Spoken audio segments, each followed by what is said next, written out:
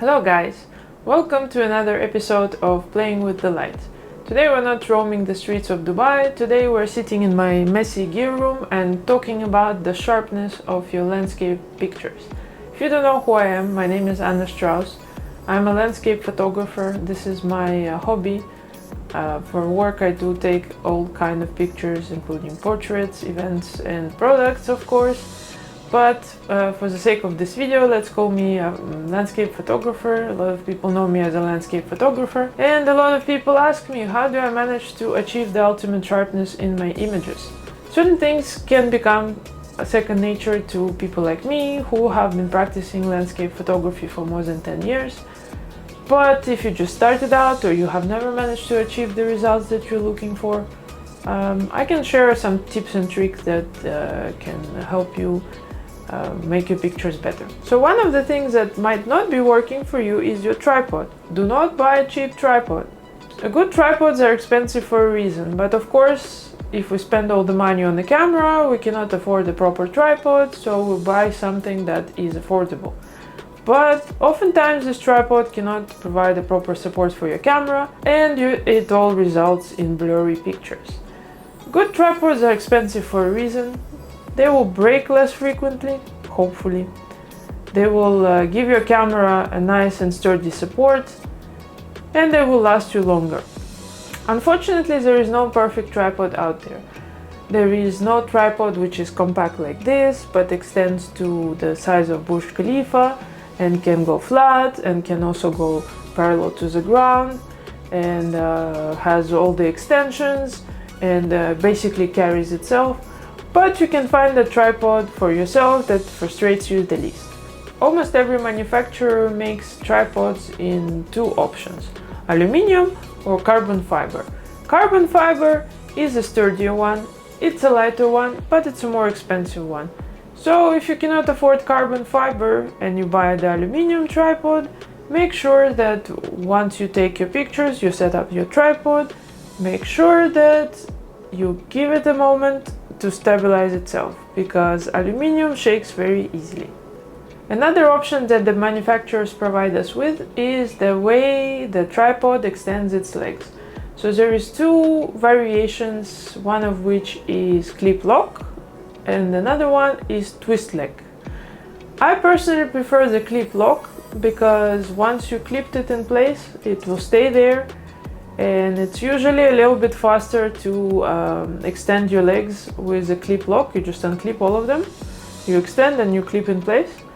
And twist lock is maybe a little bit more compact, but the problem with the twist lock is that if you didn't lock the leg in place in some section, most often it will start slowly compressing itself, and you will just spend another 10 minutes trying to find which part of the leg did you not lock properly and which one is doing this. So this is quite frustrating.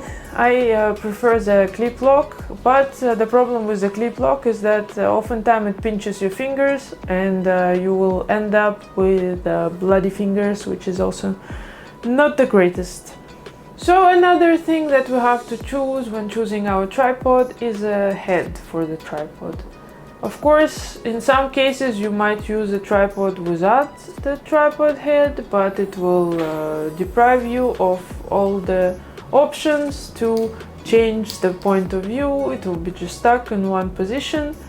So, of course, you want to invest in a tripod head. There are a few options out there. One of which is a ball head. Like the ball head, let's say, is something like this. It's a little ball out here that you can move and change the position of your camera. The problem with the ball heads is that if your ball is not sturdy enough, or if your locking mechanism is not sturdy enough, then your camera will slowly move down or up, and it's very difficult to make adjustments to it. The geared head, where you can rotate the gear just slightly and make everything in place, is a much better option, but they're more expensive and they're heavier. But if you're doing architectural kind of work, I recommend that you go for that one. Another thing that you might want to buy for your camera, which is gonna make your life much easier, is an L bracket. It looks like a letter L and it is attached to your camera. You can just leave it there and then you don't even need to worry about putting it vertically or horizontally. It can easily attach to your tripod in seconds. The advantage of the L bracket versus the tripod plate is that tripod plates often become a bit loose and you have to tighten and retighten them. Once you attach your L bracket, it's gonna stay there and it's gonna provide you with ultimate support. Just make sure that you buy a proper one and it will last you for a while. But if you have more than one camera, you will have to buy an L bracket for each of your cameras, because usually they are made for specific manufacturer and you cannot just use it on every camera that you have, so it's another expense. Another point to add is if you're planning to travel, you're probably looking for a travel-friendly tripod, and usually those are lighter and smaller, but again, they don't provide all the support that you need and your pictures might come out blurry.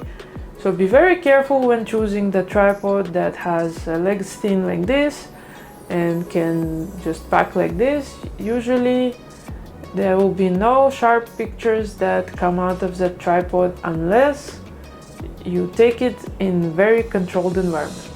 If the conditions are harsh outside, there is a strong wind, it's a good idea to either put your backpack in the middle of the tripod to weight it down to make it sturdy and proper.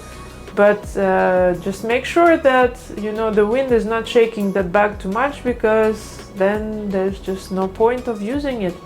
If the bag is banging on your tripod, then there's no stability and there's no sharp pictures coming out of it as well. Talking about wind, another point that I want to make that a lot of people overlook is that they forget to remove the strap. I don't know why some people are so attached to the camera strap, but it's just like, oh my god, if I remove it from my camera, I will never be able to put it back. Yeah, when the wind is flapping, the strap is flapping, so yeah, the pictures are not sharp because of this. Just remove the strap, it will take you 2 minutes to put it back. Don't be that person.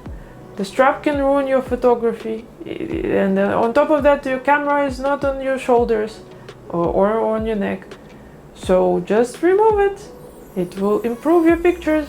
Somehow, not everybody is aware of Newton's law that states that when two objects interact, they apply forces to each other of equal magnitude in opposite direction. So when you press on the shutter button, you apply force and the camera has to react to it, so it shakes a little bit.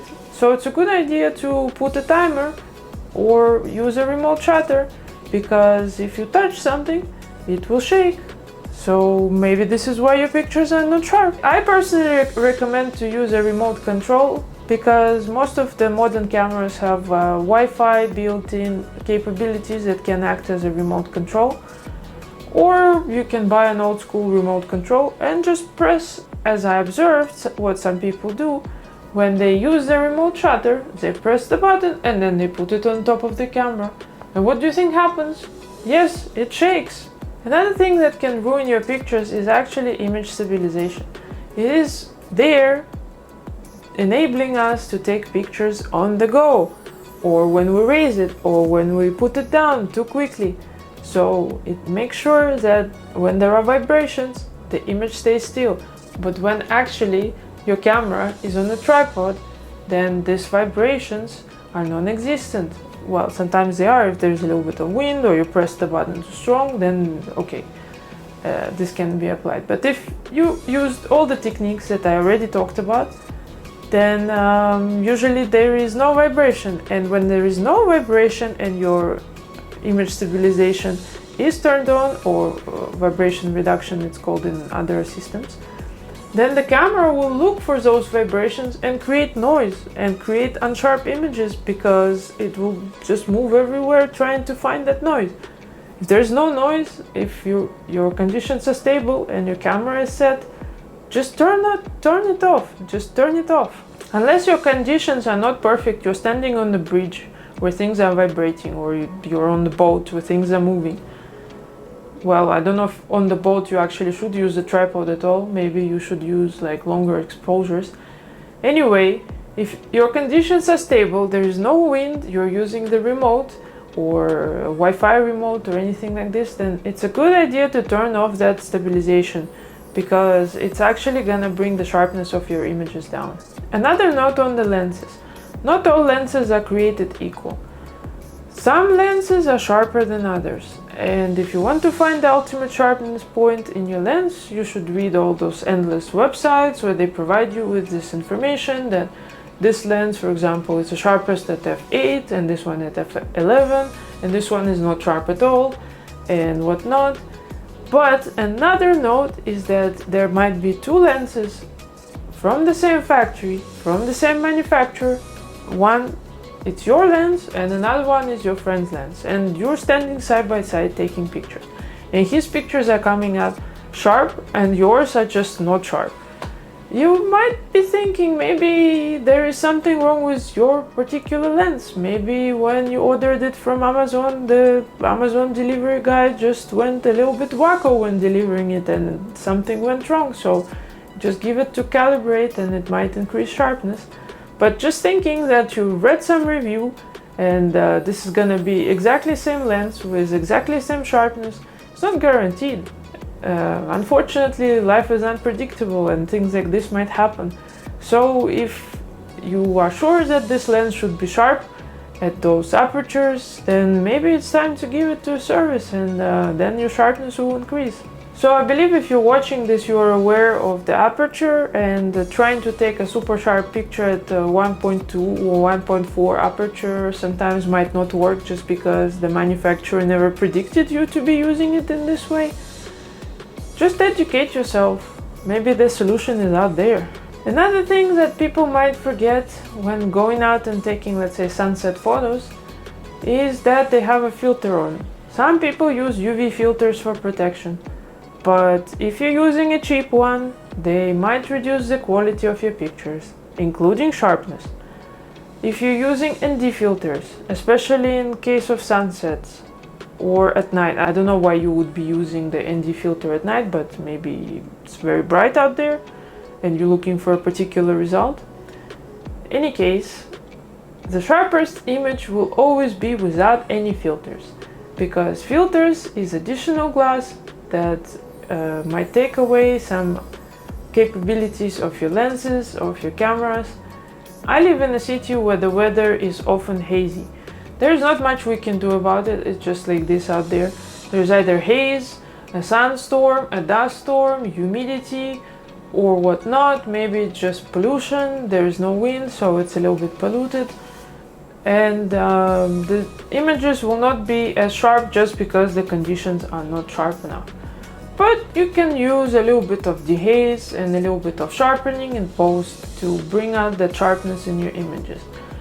I personally like to use the high pass filter, which is a basic function in Photoshop. All you have to do is create a new layer, set the blending mode to overlay or soft light, and then put the high pass at like 2 or less than 2, and then just see for yourself which parts of the images you want to sharpen. It's very easy, it works every time, but it can create extra noise, and maybe your pictures will end up looking just a little bit unrealistically sharp. Another point to make is that if you have a 61 megapixel camera or 45 or 100, and you're trying to export your pictures in full resolution and then put them on Instagram, maybe the Instagram or whichever other platform that you're using is not ready for all that resolution, and a good idea would be to export it in 1080. It will definitely look sharper this way. So as a recap to this video, I would like to list all the points that I mentioned, which are: buy a good tripod that suits your needs, remove the camera strap from your camera, use the remote, switch off the vibration or image stabilization in your camera if you don't need it, Use the sharpening software that's provided. There's also a Topaz Lab that creates extra sharpness and removes all the noise. Export in the right size, and just don't pixel peep too much. Honestly, sharpness is not everything. Tell a good story. Enjoy yourself and stop zooming in so much. Sharpness is not everything. Create good images, create good stories, and take care of yourself. If you find this useful, please give it a like and subscribe, and I'll see you in the next one.